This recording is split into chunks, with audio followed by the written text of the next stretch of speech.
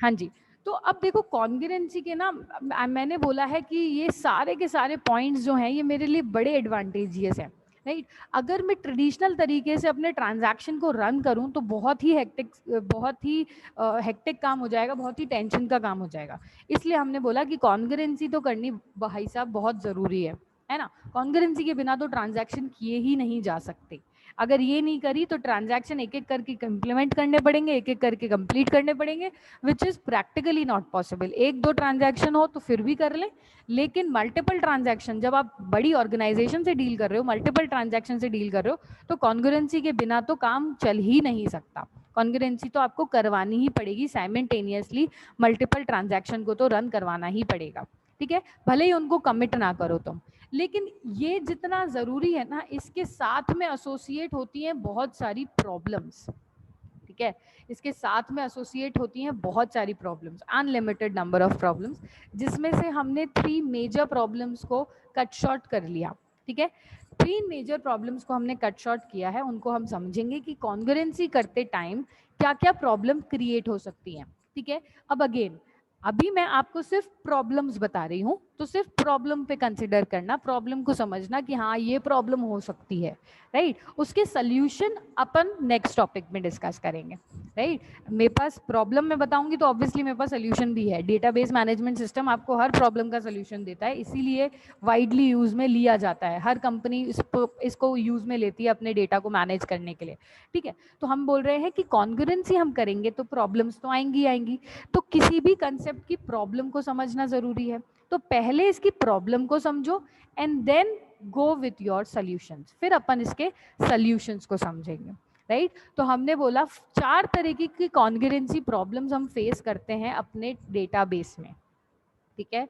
4 तरीके की प्रॉब्लम्स हम फेस करते हैं अपने डेटाबेस में, which is dirty read problem, lost update problem, unrepeatable read problem and Phantom read problem, right. ये उन प्रॉब्लम्स का नाम है, इसमें कोई मतलब नहीं है कि डर्टी रीड का मतलब क्या, इसको अपन को समझना होगा एक एक करके हर एक प्रॉब्लम को, राइट।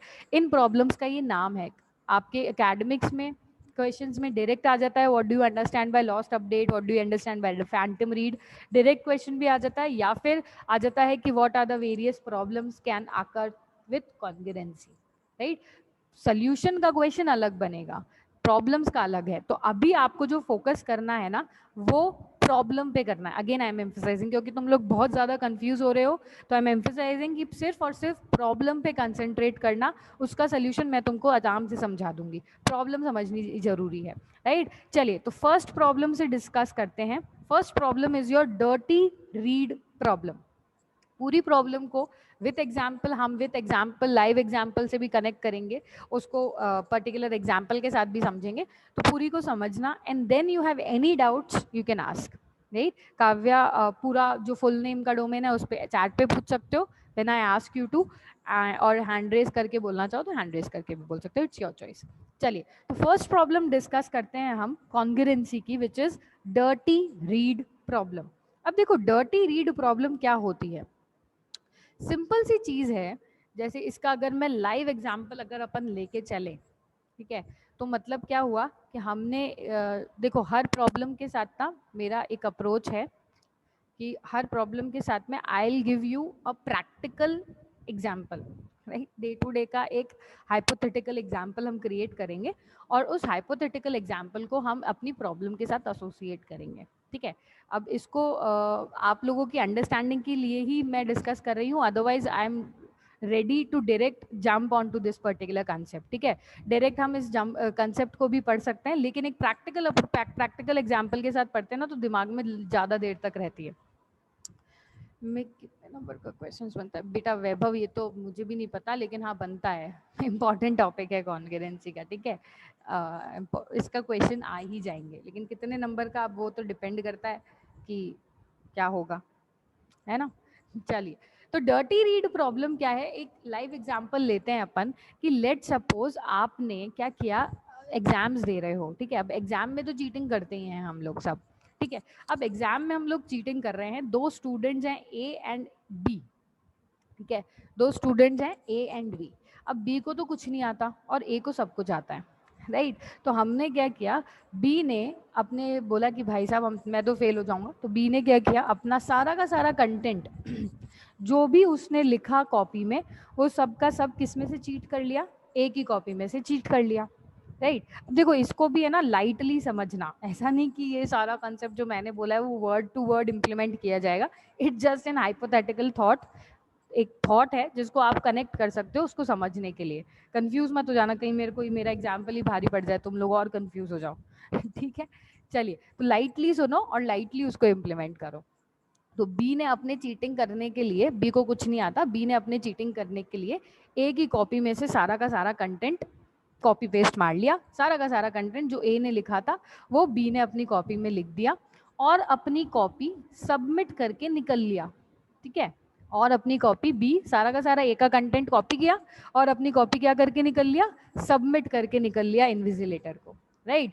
अब आया एग्जामिनेशन मार्क्स का दिन। ठीक है, तो अब मार्क्स जब आए तो ए के तो मार्क्स आए 85 out of 100 let suppose, and B के मार्क्स आ गए आपके 40। ठीक है, अब बी के मार्क्स तो 40 आए, ए के 85 आए। अब बी सोच में पड़ गया कि यार मैंने वर्ड टू वर्ड एक ही कॉपी में से चीट किया है, बहुत बार होता भी है, तुम लोग सोच में पड़ जाते हो, वर्ड टू वर्ड मैंने एक ही कॉपी में से चीट किया है, तो उसके तो इतने ज़्यादा मार्क्स आ गए और मेरे 40 आए, इतने कम क्यों आए जब मैंने सारा का सारा एक साथ एक जैसा उसके कॉपी में से लिखा है। राइट। तो ये है जादू, ये कैसे हुआ, है ना, जब मैंने सारा का सारा उसकी कॉपी में से चीट किया है तो मेरे मार्क्स कम क्यों आए। लेकिन यहाँ पे क्या हुआ होगा, देखो यहाँ पे सिंपल सा ये हुआ है कि बी ने एक गलती कर दी। बी को क्या करना चाहिए था, बी ने क्या किया, बी ने अपना सारा कॉपी पेस्ट किया और अपनी कॉपी को सबमिट करके वो निकल लिया। राइट। उसने ये नहीं सोचा कि ए तो अभी भी बैठा ही है ना, ए ने अपनी कॉपी अभी सबमिट नहीं करी है, तो वो कुछ भी चेंजेस कर सकता है अपनी कॉपीज में। राइट। तो बी ने क्या किया, बी ने अपनी कॉपी में उसमें से कॉपी किया कंटेंट और सबमिट करके निकल लिया। अब ए को याद आया यार ये तो मैंने गलत लिखा था, तो उसने अपनी कॉपीज में वापस से चेंजेस कर दिए, जो भी उसने गलत लिखा था, जो बी ऑलरेडी कॉपी कर चुका है उसको उसने क्या कर दिया, सही कर दिया, और फिर फाइनली उसने अपनी कॉपी को सबमिट करके निकला। ठीक है, तो यहाँ पे तुम देख रहे हो जो बी ने कॉपी कर लिया वो सारा का सारा कंटेंट गलत कॉपी करके वो सबमिट करके निकल लिया, इसलिए उसके मार्क्स 40 आए। वेयर एज ए ने उसके जाने के बाद अपना सारा कंटेंट मॉडिफाई कर लिया और देन अपनी कॉपी को सबमिट किया, इसलिए उसके मार्क्स 85 आए। ठीक है, this problem is known as dirty read problem. B ने क्या किया, ए की कॉपी में से गलत इंफॉर्मेशन को कॉपी कर लिया, hence this is known as dirty read problem. ठीक है, इस पूरी की पूरी प्रॉब्लम को हम अपने ट्रांजैक्शन में इंप्लीमेंट करके देखते हैं। ठीक है, सपोज आपके पास दो ट्रांजैक्शन है, पहला ट्रांजैक्शन है T1, सेकंड ट्रांजैक्शन है T2। Got it. ठीक है, अब देखो आप सबको पता है कि ट्रांजैक्शन में जब काम किया जाता है तो बफर में किया जाता है ना, ये थॉट पूरा प्रोसेस आपको क्लियर है। तो ट्रांजैक्शन में ए की वैल्यू, मेन डेटाबेस की में लेट सपोज ए की वैल्यू है 10, सिर्फ ए की वैल्यू है, यस। ठीक है, मेन डेटाबेस में कितनी वैल्यू है, ए की 10 वैल्यू है। तो फर्स्ट ऑपरेशन क्या होगा, रीड ऑपरेशन है। फर्स्ट ऑपरेशन क्या लगेगा, रीड ऑपरेशन। तो T1 ट्रांजैक्शन ए को रीड करना चाहता है। राइट। तो अब जो रीड ऑपरेशन लगेगा वो बफर में, तो क्योंकि बफर मेमोरी एम्प्टी है, पहले हमेशा जो भी ऑपरेशन किया जाएगा वो बफर में से किया जाएगा, जब बफर एम्प्टी होती है तब डेटाबेस की वैल्यू आप लेते हो। ठीक है, तो बफर तो अभी एम्प्टी है क्योंकि फर्स्ट इंस्ट्रक्शन ही है, तो हमने ए की वैल्यू को कहाँ से ले लिया, डेटाबेस की वैल्यू से ले लिया, और बफर में हमने ए की वैल्यू स्टोर कर ली, ए की वैल्यू हमने स्टोर कर ली 10। राइट। तो अब बफर में 10 हो गई और डेटाबेस में तो 10 थी आपकी। सेकेंड इंस्ट्रक्शन पर आ जाते हैं। सेकेंड इंस्ट्रक्शन क्या ऑपरेशन कर रहा है, राइट ऑपरेशन कर रहा है, यानी कि लेट सपोज हम इसमें क्या करते हैं, हम ए पे a+5 कर लेते हैं। अब देखो ये अगेन इसमें मत जाले जाना कि +5 ही क्यों करते हो, माइनस भी कर लो यार, +10 कर लो, +15 कर लो, कुछ भी कर लो, है ना, इट्स अप टू यू। मैं तो +5 ऐसे ही कर रही हूँ कि मेरा बैठा हुआ है +5। राइट। तो चलो सेकेंड ऑपरेशन क्या किया जाएगा, बफर में ए में +5 करना चाहता है। अब हम क्या करेंगे, ये जो ऑपरेशन होगा ए में मॉडिफिकेशन जो होगा, ये बफर में होगा या डेटाबेस में होगा। कभी भी डेटाबेस में नहीं होगा जब तक बफर खाली नहीं है। जब बफर खाली मिलेगी तभी डेटाबेस की वैल्यू पे जाओगे, नहीं खाली है बफर भरा हुआ है तो बफर की वैल्यू को ही कंसिडर किया जाएगा। ठीक है। तो बफर में क्या है, अभी a की वैल्यू 10 है, तो हमने क्या ऑपरेशन परफॉर्म कर दिया, a की वैल्यू को 10 + 5 कर दिया, दैट विल बी 15 कर दिया, राइट। ठीक है, a की वैल्यू को क्या कर दिया हमने, 15 कर दिया। ओके, अब ये राइट ऑपरेशन से a की वैल्यू अब हो चुकी है 15, है ना। इसके बाद कौन सा ट्रांजैक्शन परफॉर्म हो रहा है, इसके बाद आ रहा है कॉन्ग्रुएंसी, है ना। कॉन्ग्रुएंसी में तो दोनों ट्रांजैक्शन साथ में कर सकते हैं। हम कॉन्ग्रुएंसी की प्रॉब्लम्स कुछ देख रहे हैं कि कॉन्ग्रुएंसी में जब दोनों ट्रांजैक्शन साथ में काम करते हैं तो किस किस तरीके की प्रॉब्लम हो सकती है, राइट। चलिए, नेक्स्ट ट्रांजैक्शन T2 ने रीड करना चाहा a की वैल्यू को। अब ट्रांजैक्शन T2 a की कौन सी वैल्यू को रीड करेगा, यस एनीवन, चैट पे मुझे बताइए। ट्रांजैक्शन T2 ने a की वैल्यू को रीड किया है, तो a की वैल्यू वो क्या कौन सी रीड करेगा, जल्दी से बताओ चैट पे, a की वैल्यू कौन सी होगी। वेरी गुड, वेरी गुड, चलो ग्रेट। अभी भी कुछ कुछ जवाब मुझे 10 आ रहे हैं, तो बेटा 10 कैसे होगा ना, मैंने आपको बोला जब तक बफर है तब तक बफर का कंटेंट ही किया जाएगा। मेन डेटाबेस पर जा ही नहीं सकते आप जब तक वो कमिट नहीं हो जाता। अभी कुछ कमिट थोड़ी हुआ है, नहीं हुआ है ना, तो हमेशा ऑपरेशन बफर के कंटेंट पे किया जाएगा। ये थॉट को बिल्कुल दिमाग में बैठा लो और लॉक कर दो, कमिट कर दो इस थॉट को फिर, है ना। जो जिन्होंने भी, मुझे मैक्सिमम स्टूडेंट ने बफर ही बोला है, लेकिन जिन्होंने भी एक दो ने 10 बोला है ना, उनका जवाब थोड़ा सोचो कि क्यों है 10, राइट। 10 नहीं हो सकता क्योंकि वो डेटाबेस की वैल्यू है, बफर की वैल्यू अब 15 हो चुकी है ना, राइट ऑपरेशन में बफर हमने कर दिया, बफर में 15 हो चुका, तो जो ये ट्रांजैक्शन होगा ये बफर की वैल्यू को लेगा। कभी भी डेटाबेस की वैल्यू वो ले ही नहीं सकता जब तक बफर खाली नहीं है। बफर अगर खाली है तब लेंगे, जैसे फर्स्ट रीड ऑपरेशन था, इधर बफर खाली था, अभी बफर बिल्कुल एम्प्टी था तो मैंने डेटाबेस की वैल्यू उठा ली थी। यहाँ पे बफर खाली नहीं है, पहले बफर ही चेक होगा, बफर अगर एम्प्टी होगा तब हम डेटाबेस पे जाएंगे, ये चीज हमेशा याद रखो। जो है वो आएगी, बिल्कुल रवनीत, जो वैल्यू बफर में है वो होगी।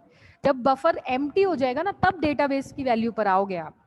बफर अगर एम्प्टी नहीं है, उसमें कोई भी वैल्यू है, तो बफर की वैल्यू ही कम्युनिकेट की जाएगी, उसी को ही, उसी वैल्यू को ट्रांसलेट किया जाएगा, उसी वैल्यू को प्रोसेस किया जाएगा। Got it. चलिए, तो इधर आ गए हम, अब रीड ए पे आए और रीड ए ने वैल्यू को रीड करना चाहा, तो कौन सी वैल्यू रीड की जाएगी, बफर की, विच इज, इसने वैल्यू रीड करी 15। बफर में कौन सी वैल्यू स्टोर्ड है, अभी हमारी बफर में राइट ऑपरेशन लग चुका है, +5 कर दिया है और 15 है। Got it. अब यहाँ पे कहानी स्टार्ट होती है अपने, ठीक है। अब यहाँ पे कहानी किस तरीके से स्टार्ट होती है, यहाँ पे कहानी स्टार्ट हुई, देखिए, इसने रीड ऑपरेशन किया बफर का, बफर में इसने रीड करी वैल्यू 15 और ट्रांजैक्शन को कमिट कर दिया और चलता बना, है ना। क्या किया इसने, ट्रांजैक्शन को कमिट कर दिया, दैट मीन्स बफर की वैल्यू को मेन डेटाबेस में कॉपी कर दिया, और क्या कर, मेन डेटाबेस में कॉपी कर दिया और इसने अपने ट्रांजैक्शन को ओवर कर दिया, खत्म कर दिया। अब यहाँ पे एक गलती हो गई है कि ये ट्रांजैक्शन ने अपने आप को कंप्लीट तो कर दिया, यहाँ पे मान लीजिए ट्रांजैक्शन T1 बाद में कमिट हो रहा है। लेट सपोज मैं यहाँ पे कमिट के बाद में एक और रीड ऑपरेशन लगाती, ठीक है। अब ये रीड ऑपरेशन मैंने लगाया तो वो कौन सी वैल्यू रीड करता, क्योंकि अब डेटा कमिट हो चुका है, तो बफर का सारा कंटेंट डेटाबेस में कमिट होते ही डेटाबेस में पेस्ट हो जाती है वैल्यू, तो अब डेटाबेस में भी ए की वैल्यू क्या हो गई, 15 हो गई, तो ये डेटाबेस की वैल्यू ए रीड करेगा। लेकिन यहाँ पे मान लीजिए ट्रांजैक्शन फेल हो जाता है, ठीक है, इस स्टेप पे मान लीजिए ट्रांजैक्शन क्या हो जाता है, फेल हो जाता है, तो हमको पता है जैसे ही ट्रांजैक्शन फेल होता है उस पर्टिकुलर ट्रांजैक्शन का बफर का कंटेंट रोल बैक कर दिया जाता है ना, ये सबको पता है।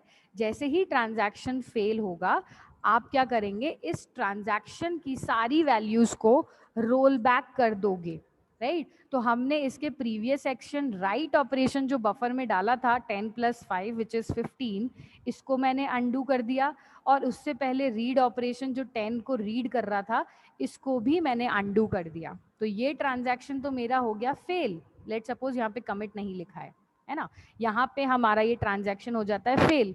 लेकिन उसी केस में जो मैंने आपको बताया था, बी स्टूडेंट ने ए की वैल्यू को तो रीड कर लिया, वो क्या करे, ऐसे ही T2 ने तो ए की वैल्यू को बफर में से रीड किया था, है ना, यहाँ पे तो 15 को रीड किया है, और ये राइट ऑपरेशन जिसने ए को 15 बना दिया वो तो अब एग्जिस्ट ही नहीं करता, वो तो फेल होने के बाद रोल बैक हो गया, राइट। उस केस में हमारी ये प्रॉब्लम क्रिएट होगी डर्टी रीड, कि T2 ट्रांजैक्शन 15 जिस वैल्यू को रीड कर रहा है वो तो एग्जिस्ट ही नहीं करती, राइट क्यों एग्जिस्ट नहीं करती, क्योंकि हम मान के चल रहे हैं कि ये ट्रांजैक्शन इधर कहीं पे फेल हो जा रहा है, एक कंडीशन है, बस एक अजम्पशन है, ठीक है। कमिट हो जाएगा ये भी तो कोई प्रॉब्लम नहीं है, लाइक ए ने कोई चेंजेस नहीं करे अपनी कॉपी में और अपनी कॉपी एज इट इज दे दी, तब तो कोई प्रॉब्लम नहीं है, दोनों स्टूडेंट के मार्क्स सेम आएंगे।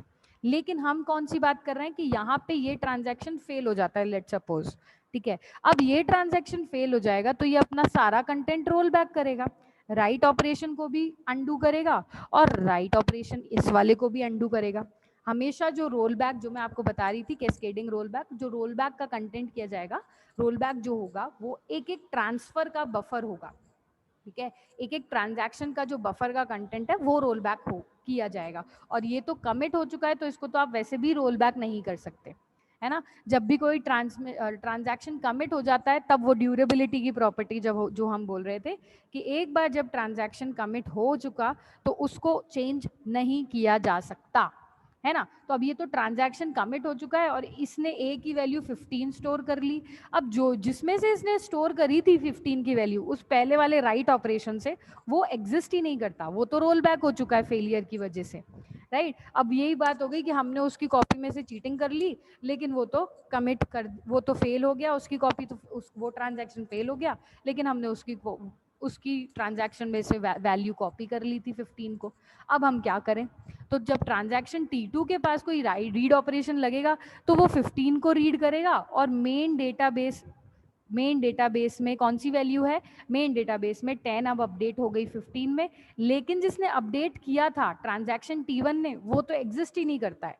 तो ये तो जादू हो गया कि कुछ किया भी नहीं फिर भी डेटाबेस की वैल्यूज चेंज हो गई हैं, है ना। क्योंकि अब एक सपोज कीजिए कि ट्रांजैक्शन T1 तो एग्जिस्ट नहीं करता है, क्योंकि हम इसको टर्मिनेट कर देंगे, है ना। हम रोल बैक करके कौन सी स्टेट में ले आते हैं ट्रांजैक्शन को, टर्मिनेटेड स्टेट में। तो ट्रांजैक्शन T1 अब हमारे लिए एग्जिस्ट ही नहीं करता है, वो या तो पूरी तरीके से कमिट होता है या पूरी तरीके से रिमूव कर दिया जाता है ना। तो ये तो कमिट हो चुका, ये तो एलिमिनेट हो चुका है। तो जब एलिमिनेट हो गया है तो रीड ऑपरेशन से कोई डेटाबेस की वैल्यू 10 से 5 होती है क्या, नहीं होता ना, ये तो पॉसिबल।